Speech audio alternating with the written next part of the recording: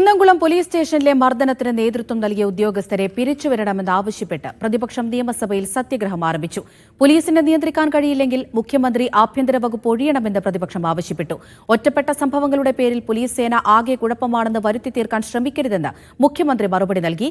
നടപടി പ്രഖ്യാപിക്കാത്തതിനെ തുടർന്ന് പ്രതിപക്ഷം സഭ ബഹിഷ്കരിച്ചു. കേരളത്തിലെ പോലീസ് സ്റ്റേഷനുകളിലെ മർദ്ദനത്തിന്റെ ദൃശ്യങ്ങൾ പുറത്തുവന്ന പശ്ചാത്തലത്തിൽ ഉദ്യോഗസ്ഥർക്കെതിരെ നടപടി വേണമെന്നാണ് അടിയന്തര പ്രമേയ നോട്ടീസിലൂടെ പ്രതിപക്ഷം ആവശ്യപ്പെട്ടത്. ചർച്ചയ്ക്ക് തയ്യാറാണെന്ന് മുഖ്യമന്ത്രി വ്യക്തമാക്കി. പോലീസ് അഴിഞ്ഞാടുകയാണെന്ന് അടിയന്തര പ്രമേയത്തിന് അവതരണാനുമതി തേടിയ റോജി എം ജോൺ. കേരളത്തിലെ ആഭ്യന്തര വകുപ്പിന്റെ കടിഞ്ഞാൺ ഇനിയെങ്കിലും അങ്ങ് ഏറ്റെടുക്കണം.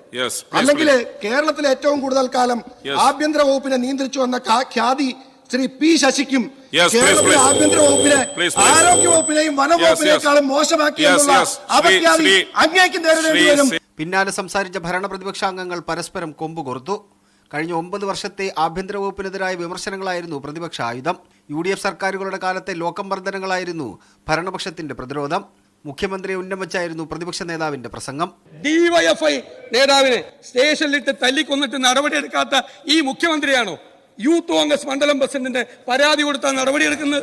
ഇതെല്ലാം അറിഞ്ഞുകൊണ്ടാണ് നിങ്ങൾ നടപടിയെടുക്കാതിരിക്കുന്നതെങ്കിൽ ബഹുമാനപ്പെട്ട മുഖ്യമന്ത്രി, ഞാൻ അങ്ങയോട് പറയുന്നു, അങ്ങ് ആഭ്യന്തര വകുപ്പിന്റെ ചുമതല ഒഴിഞ്ഞു പോകണം.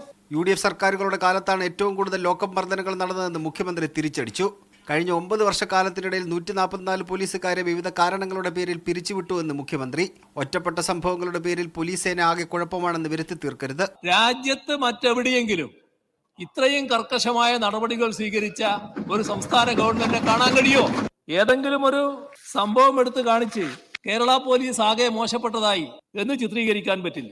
പോലീസുകാരെ പിരിച്ചുവിടാത്തതിൽ പ്രതിഷേധിച്ച് UDF MLA-മാരായ AKM അഷ്റഫും സനീഷ് കുമാർ ജോസഫും സഭയ്ക്ക് മുന്നിൽ സത്യാഗ്രഹ സമരം ആരംഭിച്ചിട്ടുണ്ട്. മീഡിയ 1 തിരുവനന്തപുരം.